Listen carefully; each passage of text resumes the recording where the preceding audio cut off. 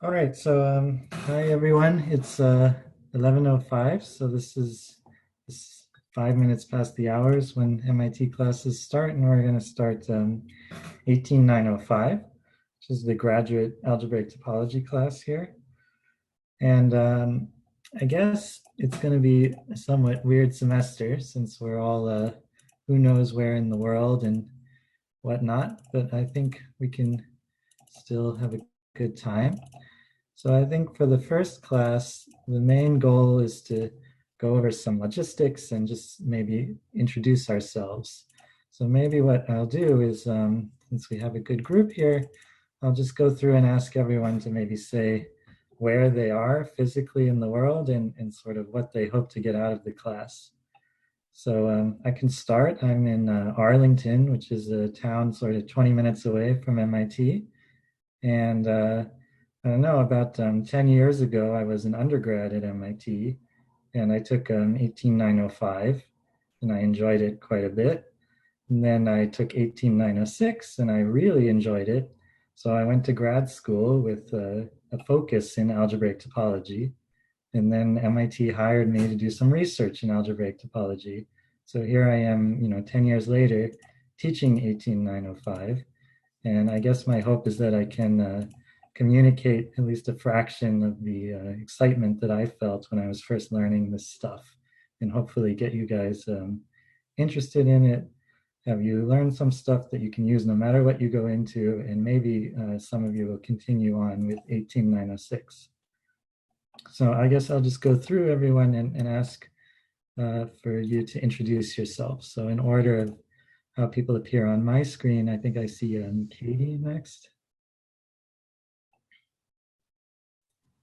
Okay, yes, hi, I'm Katie. I'm a senior this year and I'm in Cambridge. I'm in Simmons Hall because they let the seniors move in. And I guess what I hope to get out of this course is just to learn a little bit of algebraic topology because I feel like people mention a lot of the concepts, so I hope I can understand. All right, thanks. And then maybe Alexander. Hi, yeah, I'm Alexander or Alex. I'm a second year grad student.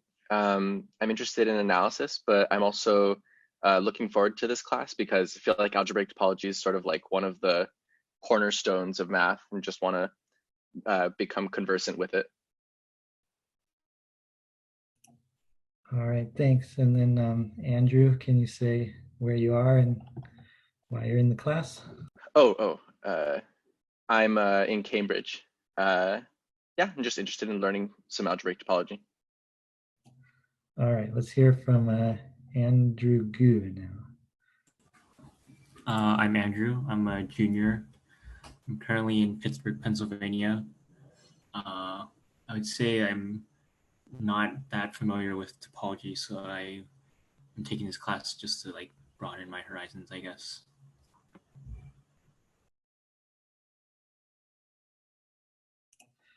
All right, thank you. Vanshika, is that how you say your name? Or... Yeah. Hi, I'm Vanchika. I'm in California right now. Yeah. And I hope to like learn about the tools that a lot of people use in algebraic topology. I've seen a little bit, but never in like its natural habitat. So it'd be nice to learn. Can I ask where you've seen some of these tools in their unnatural habitat? In 18721, which is Intro to AG, we use like cohomology, but I didn't really get it at all. So, yeah. Yeah, I remember having a really hard time understanding what cohomology was until 905. So I think it's good to take this course first in some sense, but people often jump around. So maybe Peter Rowley, is that your name? Yes. Hey, I'm Peter. I'm a junior. I'm currently in Lexington, Massachusetts. I'm taking this course because I preliminarily seem somewhat interested in it, and I just kind of want to get a better sense for the subject. All right, thank you. And can we hear from Robert? Hi, I'm Robert. I'm course 18 junior, and I'm currently on campus. I'm just exploring the field, so yeah, so I'm taking the class. All right, thanks. And Talia? I'm Talia. I'm also on campus in Newhouse, and I'm a senior, and I'm taking this class because I think algebraic topology seems cool, and I want to know more about it, so I know if I actually like it. Sounds good. Preston? Hi, I'm Preston. I'm currently in Texas, and I'm a junior. And I've seen parts. I've seen some algebraic topology before, and like to learn more.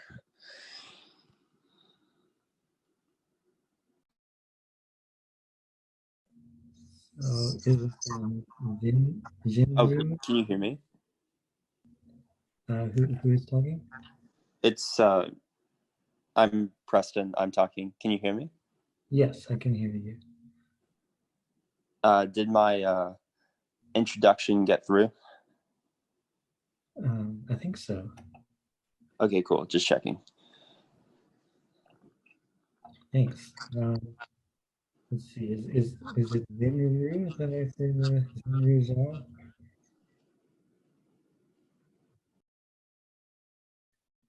Maybe I'm saying the name so poorly that nobody recognizes who I'm talking to.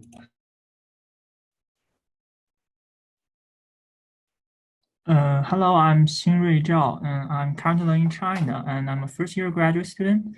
And my research interest is geometric analysis, but I think topology seems cool and want to learn something more about topology, so I take this course. All right, thank you. So it must be, what time is it there right now?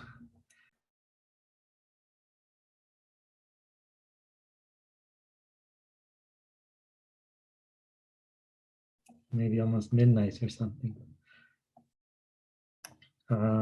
Let's see, has Nelson spoken yet? Hi, I'm a senior. I'm Nelson. I wanted to take this because I took a couple of applied category theory classes over IAP, and I got really into category theory, and I know algebraic topology is like kind of the roots of how that started, and so I'm interested in learning that. Yeah. You take that class with David Spidak? Yeah. Okay. He I've was done a my, bit of I but did a couple of year ups with him. Yeah. oh, cool. Yeah, I think I did a year up with him when I was an undergrad, so he's been around for a while. Oh, cool. Yeah. Teaching lots of category theories. Let's see, maybe Gabrielle. Hello, can you guys hear me? Yes. Yes. Okay, there's a bit problem with my network issue. Are you guys like doing introduction? Because I just joined. Yeah, we're just introducing ourselves, just want to know sort of where we all are in the world, since we're all over the world now, and why we are interested in algebraic topology. I am currently in China, and it's 11 p.m. here. I'm interested in algebraic topology because I think I had a lot of fun in my undergrad topology course, so that's why I'm here. Yeah, we're very grateful that I guess multiple people are joining us from across the world at 11 p.m. Let's see. So everyone's getting a little bit scrambled, so I'm not 100% sure who has spoken and who hasn't spoken yet. Arun, have you spoke yet? Hello, can you hear me? Yeah. Yeah, I'm a second year graduate student. Just interested in taking algebraic topology. Yeah, is that sufficient? Sounds good to me. Okay.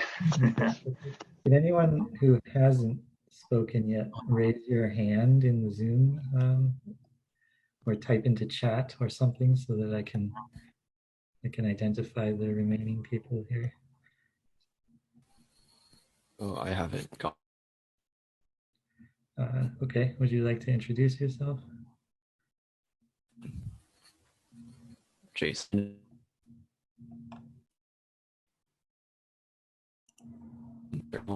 I'm Jason. I'm in Cambridge, category 3. In fact, I took the class earlier. So I'm to one of my interests. Could you maybe say that one more time? I think maybe it was a little bit hard for me to understand with the internet connection. In category theory, so I'm taking this class to explore a field that's close to one. All right, thanks. So we have multiple people here interested in category theory. So I guess we'll try to have a categorical spin on this course anyway. I think it's something that, for me at least, is a very natural way of expressing a lot of what we're doing. And these notes of Haynes-Miller's that we're going to follow are going to have a lot of a category theory emphasis. So maybe Andrew Lin, can you introduce yourself? Hello, I'm also Andrew, rising junior as well. I'm in San Jose, California. I think I'm interested in the class and in the area in general because, like Vanchika, I also took the undergraduate algebraic geometry class and got very confused. But I want to kind of understand the language behind the class and some of the concepts that went over my head, and maybe be like less scared of arrows in general. Okay, we'll try to explain arrows. That's a good goal to start. Thanks. Thomas, can you say hello? Yeah, hi. I'm a senior in course 18. I'm currently on campus in Massey, so that's nice. I decided to take this class because I thought algebraic geometry would be really interesting. I got a lot of random algebraic geometry concepts sort of told at me when I took algebraic geometry with Pixton. And then when I attempted to take the topics course with Andre, I had no idea what was going on. So I feel like this would be a good step to finding out what's going on. Yes. Okay. I think sometimes it's good just to hear a lot of words to start to get a feeling for what's going on. You might learn a lot of math without realizing it. Thanks. So it's Mitsuki. Hi, I'm Mitsuki. I'm a senior at Wellesley, and I'm taking this class because my undergrad topology professor recommended it to me. So I was like, I want to learn more. Can I ask who your topology professor was? Professor Hirschhorn. Okay, yeah, I know. Wellesley. He often comes to MIT for our topology seminars and things like that. So he's a great guy. Okay, so it's really good to see you all. I know it's going to be a weird semester with everyone being virtual, so we're going to have to try our best to keep in contact and to make sure that we're all talking to each other and that this doesn't feel like a completely virtual experience. And so I guess I should go over just a few logistics, things like the course website, the syllabus, that sort of stuff. So hopefully you can see here this screen that I shared. It's just the course website on Canvas, which is linked to from the main MIT Math webpage. And you can see here, if you click welcome, for example, there are the notes here. So these are the notes of Haynes Miller that will be sort of the primary source material for the class. But we will supplement the notes with some other material. And maybe we can go through the syllabus a little bit. So this is the website. And again, we're going to use Haynes Miller's notes. But a sort of very common thing you'll see people online taking this course at other universities will often use this book of Hatcher. So here I've linked to that book, and it's a nice book, but it's not my favorite book, and so we're not going to use it too much, but you might really want to look at it as an alternative source. It has maybe a few mistakes. It's maybe more geometric than I personally am. I'm sort of more on the algebraic side of algebraic topology, or the category theory side, but we will, maybe occasionally reference that book as well. So what's the course going to be about? It's just going to be about three things: homology, cohomology, and Poincare duality. That's it. And so those three things in Haynes's notes, they take up about 100 pages. So in some sense, if you read those 100 pages, you'll understand everything in the class. It's not actually that large a volume of material, or at least I hope it's not that large a volume of material. So one of the nice things about mathematics, of course, is that, well, the material can be very abstract. It's usually pretty finite. So it, in some sense, seems approachable to learn, I hope. And we're going to spend about half the class on homology. Cohomology is just some slight variant of homology. Really, homology is where the course is going to be going. And Poincare duality is some fancy thing which you can understand at the end of the course, or if you don't understand it, I hope that even just the first half of the course about homology would be very interesting and useful for you going forward. In particular, homology is the sort of tool in algebraic topology, which together with its slight variant of cohomology is just used everywhere in math. So it's used a lot in algebraic geometry, as some of you have discovered. It's used, of course, in differential geometry. When we get into it from a category theoretic perspective, as we will, we're going to see some tools that show up a lot, especially these days with recent work of Jacob Lurie and folks in pure algebra, representation theory, number theory. We're going to see that homology is really something having almost as much to do with category theory as geometry, and therefore it shows up in sort of surprising places sometimes. And increasingly, even in applied mathematics, it seems like the hottest new thing is this so-called persistent homology, or the analysis of data sets by means of homology in high dimensions. So that's a sort of popular subject these days. What we're not going to cover is point set topology or the fundamental group. So it's sort of assumed that since this is a graduate topology class, you should have seen the fundamental group. And if you haven't seen it, I really recommend the last few chapters of Munkrus's book. Munkrus's book mainly on point set topology, but the last few chapters cover the fundamental group.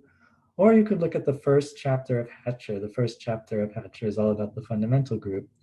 The other thing, of course, that we're not going to cover is point set topology. And really, it's assumed that you understand point set topology. So you've taken, at least at some other university, the equivalent of MIT's 18901 course.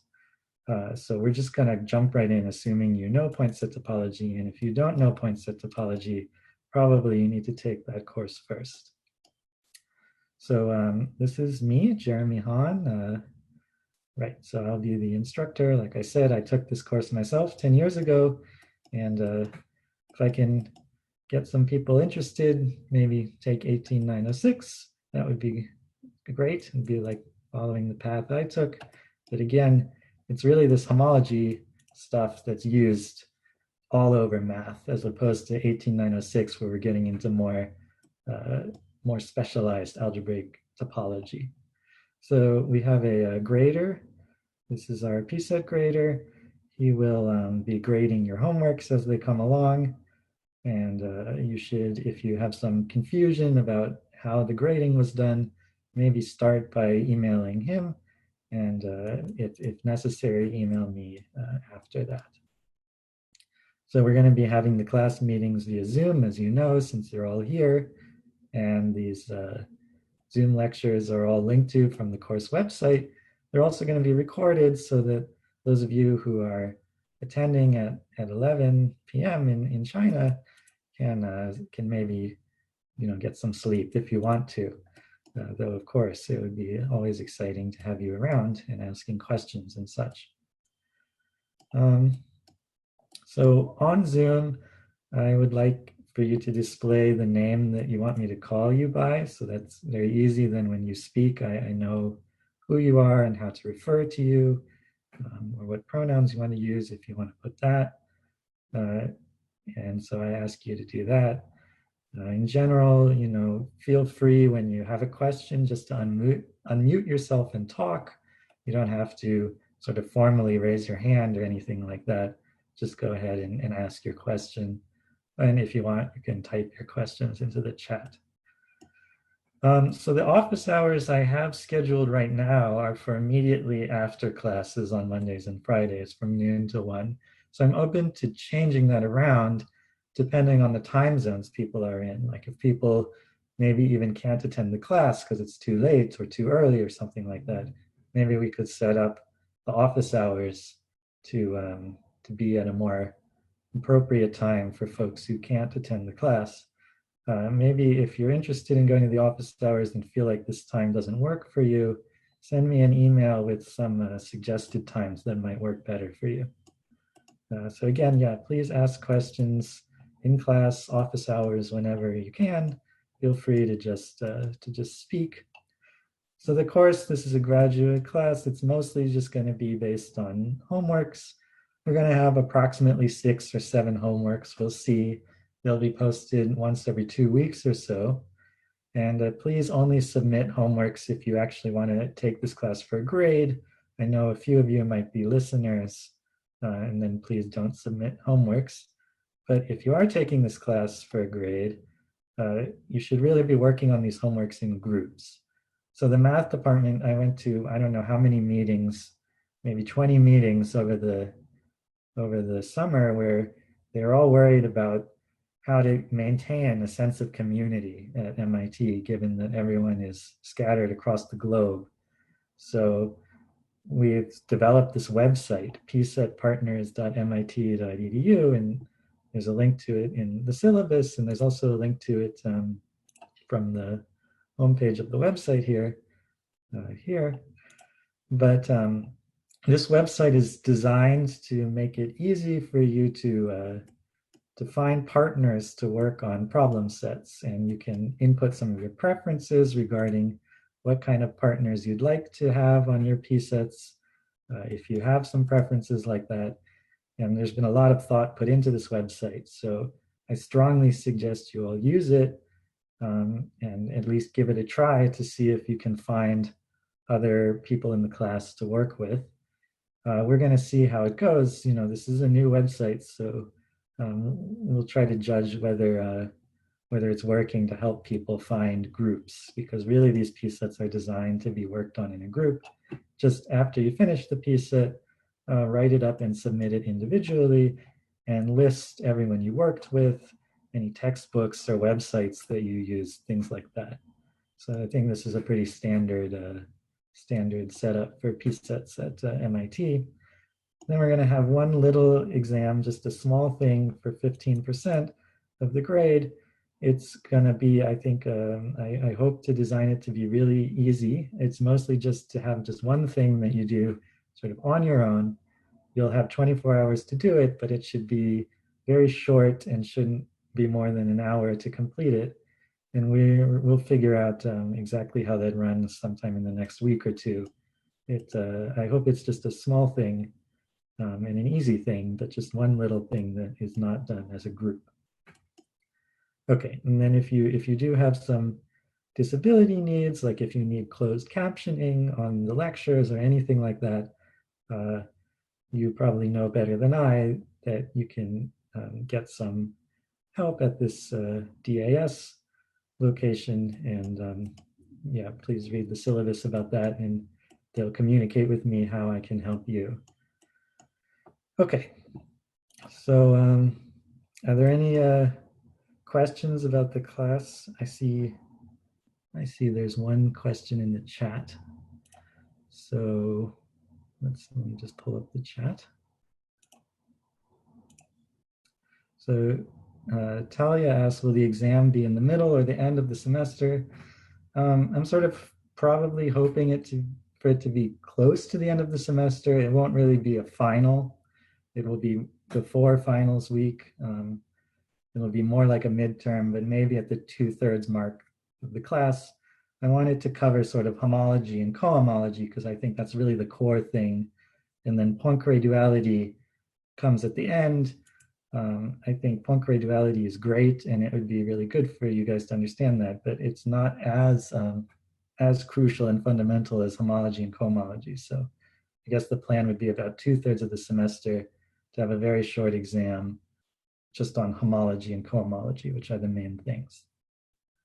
Let's see, does anyone else have any other questions, or should I spend the next 20 minutes or so getting into the math?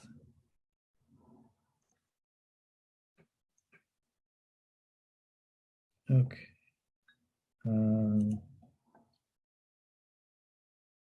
All right, so if there are no further questions, I'm going to just try to give a small introduction to what homology is and where we're going to go with it.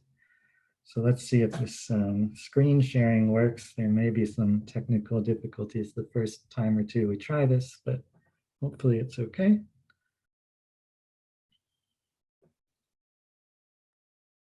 All right, so, okay, hopefully you can all see this, this iPad here, and in particular, here's this website again, psetpartners.mit.edu. Again, you probably heard about this in all your classes, but it's really, really essential that you at least try to get some group work going on while you're here taking this class. It'll help you a lot. So we'll probably post the first PSET sometime before the end of this week, and it'll be due in a few weeks after that. Okay, so the first half of the class, again, sort of main topic is going to be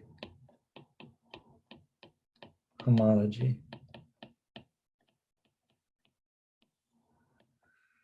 And so the most basic sort of feeling about homology is that we want to study, say, a space or spaces, we want to distinguish them.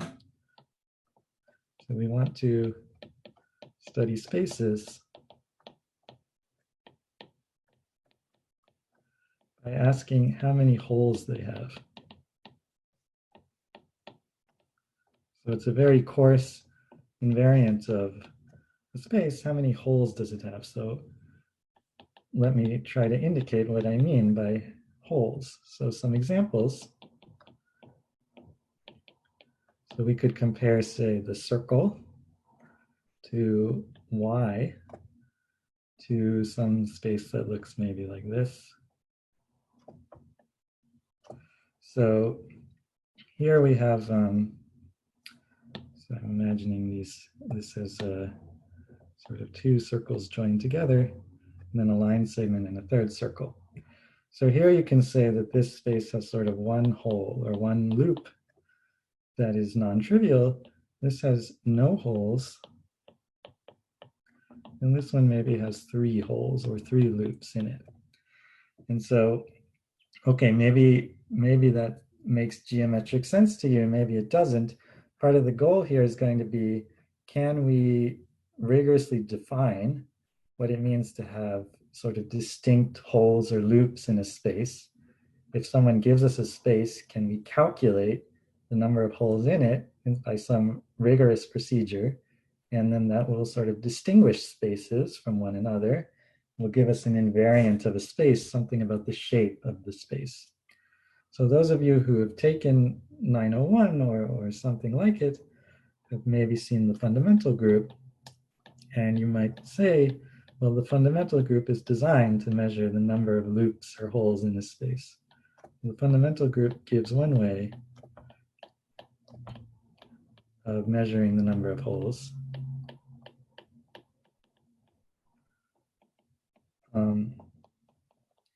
And you'll say, okay, that first space, the circle, its fundamental group is Z, the integers. The second space, the fundamental group would be the trivial group.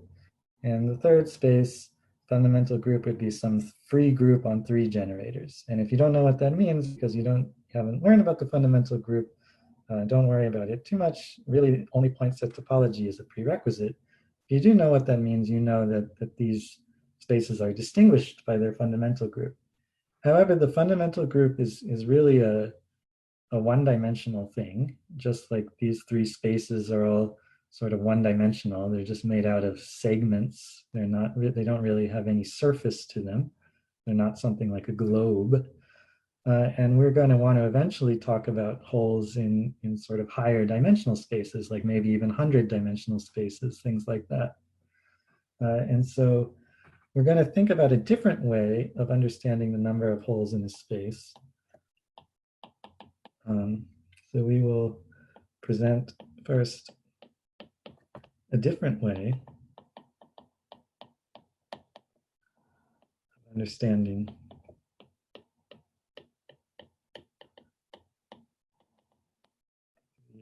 the number of holes in these spaces. And it's going to be closely related to the fundamental group, but it's not quite the same. And it's going to be the sort of first homology group. The first homology comes first because it's measuring some sort of thing about one-dimensional holes or loops. But unlike the fundamental group, this first homology group is going to generalize very cleanly to give us a way of measuring higher dimensional holes. And we're going to have something called a second homology group and a third homology group. And they're all going to be extremely easy to compute. So easy, in fact, that computations are done in applied mathematics these days with persistent homology on large data sets in many hundreds of dimensions. And okay, let me just describe for you how you calculate homology just by doing it. So we're going to tell you the algorithm to calculate this first homology group, and then we're going to spend a large part of the class sort of justifying that algorithm, understanding why it works and how it generalizes. So let's say I wanted to calculate the first homology group of this circle. So how to calculate H1, the first homology of the circle. Well, the first thing I'm going to do is take the circle, which is some big infinite set of points, and I'm going to think of it as something more like a discrete graph. So I'm going to imagine 2 points and then 2 segments. So I'm just cutting up the circle into some discrete thing that's more like a graph theory object, a sort of combinatorial piece of data, 2 vertices, if you like, and 2 edges. And now I'm going to just draw some arrows. So maybe I draw this arrow and this arrow. So what I'm doing is I'm drawing a direction for every loop, or for every edge in a graph. So this is a graph where the edges have direction. There's an arrow going, in this case, from the bottom vertex to the top, and there's 2 of them. And I actually assign this direction completely arbitrarily. It turns out that no matter how I assign directions to these arrows, I'm going to get the same answer for the first homology group. So that's one of the things we're going to have to prove, is that it doesn't really matter how I assign these arrows. They're just part of this extraneous extra data we're throwing into this space to start this algorithmic computation. Okay, so let's call the 2 vertices X and Y, and the 2 edges F and G. So F, if you like, and G have source x and target y. So I'm just giving names to the vertices and edges in this graph. Okay, now I'm going to do something a little bit fancy looking. So let Z FG denote the free abelian group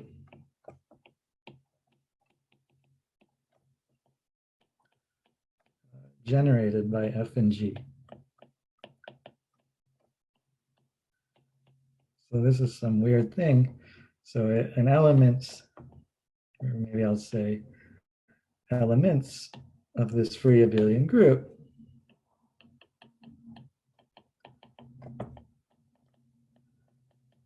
they include just any sort of formal sum you like.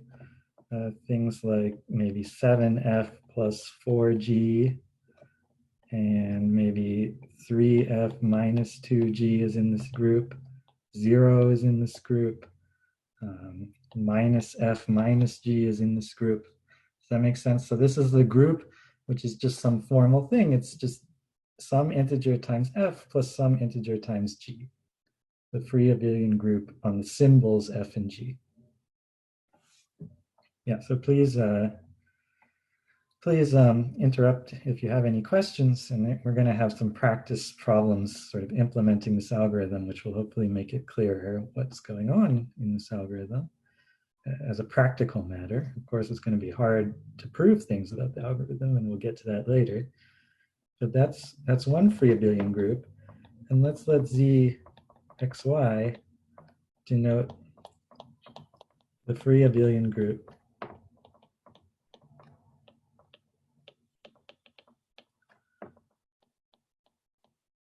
on generators x and y. So it's just formal sums, some multiple of x plus some multiple of y. Okay, and now we can consider the group homomorphism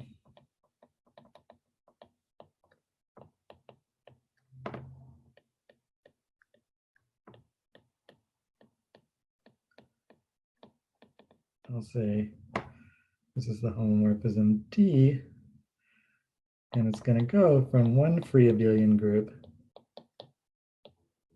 to the other free abelian group.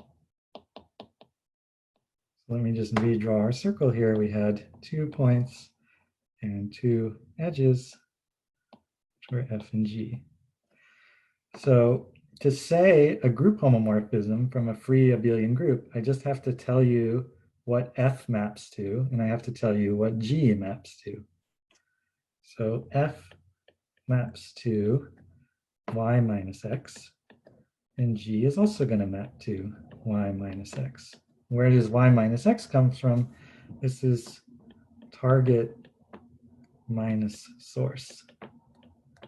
So we know what to map F and G to by knowing what the target of these arrows are and what the source of these arrows are.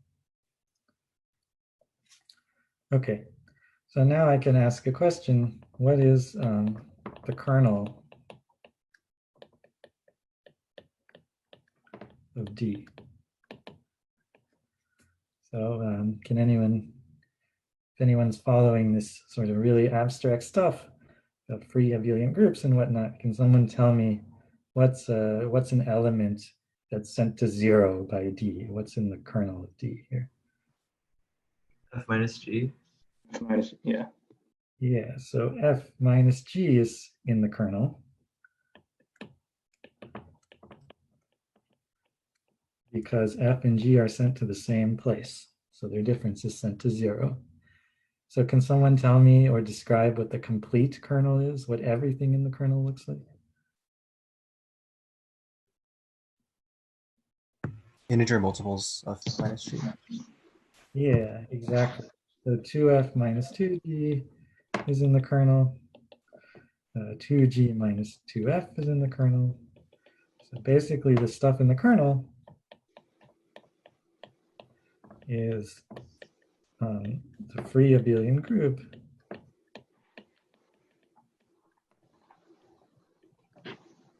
generated by f minus g. So it's all those multiples of f minus g that are being sent to 0, and nothing else is being sent to 0.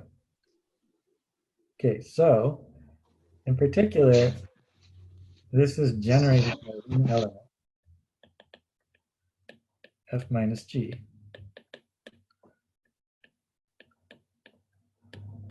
And we say, hence, there is one hole.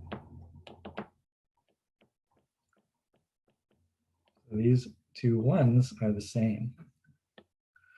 So that's an algorithm applied in one example to count the number of holes. I'm writing down some weird homomorphism between two free abelian groups, and I'm just calculating how many generators the kernel has. So again, I kind of want, the beginning of this course, like today, to be sort of like elementary school, where we just do some examples and we learn how to calculate homology in practice. And as we learn more about how to calculate homology in practice, hopefully we build up an intuition which lets us appreciate more how we're proving some abstract theorems about homology later. So let's do another example. Let's do this Y shape here, which we said had 0 holes in it.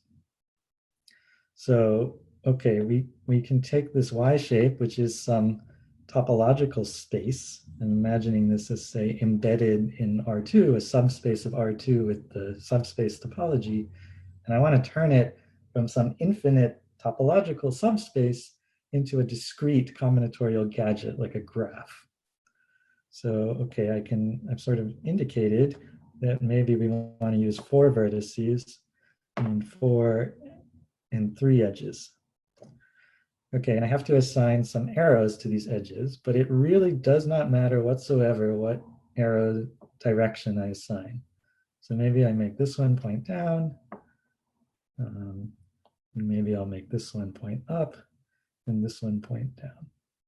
So I'm just completely arbitrarily picking directions for these arrows with no rhyme or reason. And part of the claim that I'm going to be making here is that the homology I'm going to calculate doesn't depend on what direction I've chosen for these things. So let's label again the vertices.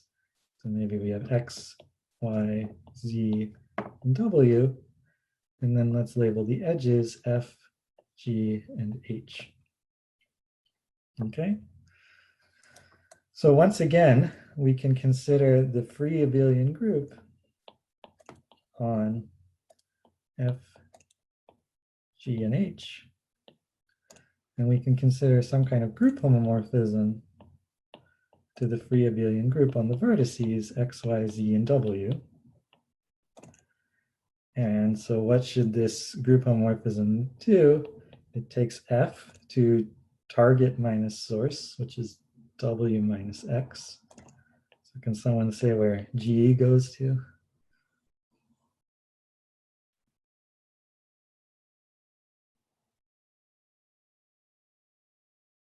You can read my drawing. Y minus W.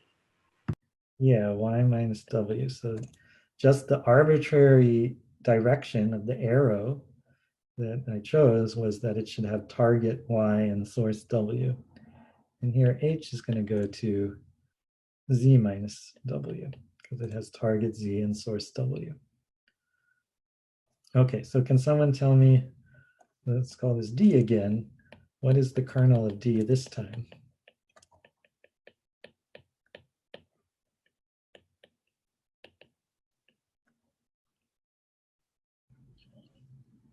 Is it just 0?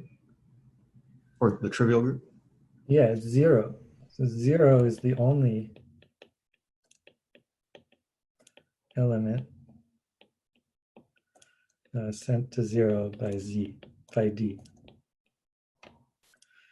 So you should try to convince yourself of that. I mean, we'll have some homework problems where we can try to convince ourselves of similar things.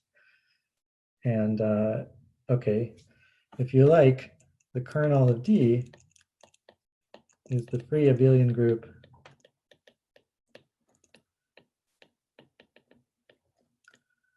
on the empty set. So before we had one generator, now we have no generators. Right? 0 is just a very boring group, it has no generators. And so in particular, no holes.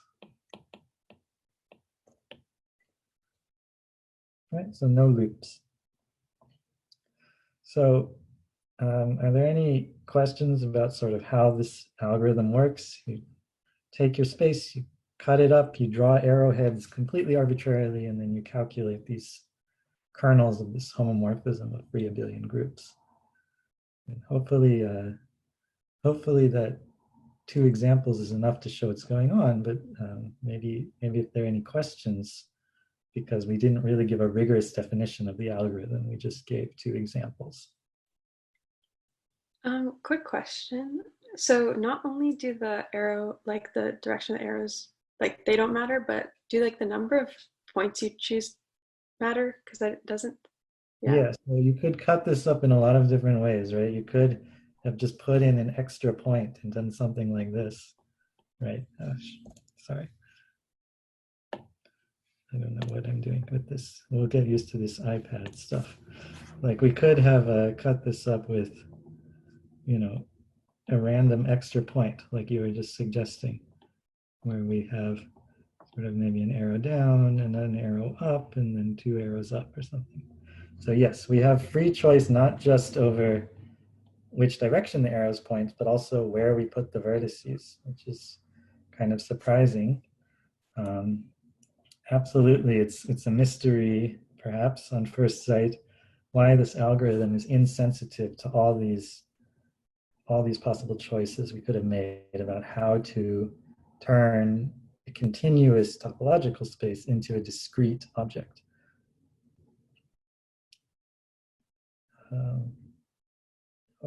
Hopefully that answers your question. Are there any other questions?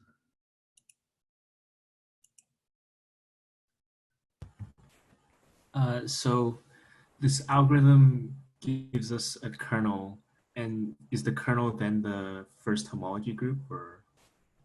Yeah, so it'll turn out, that the kernel is the first homology group, and the number of generators of the kernel is sort of the number of holes. Sometimes it's called the Betty number. And we're going to, discuss that all in more detail and give some sort of formal definitions next time. But maybe we'll just end this time by emphasizing here, like this algorithm,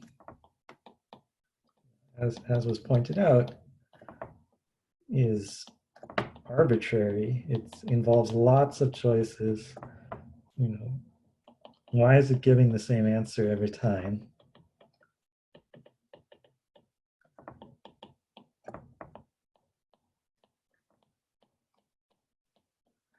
No matter how we run it. And how does it generalize to larger dimensional spaces?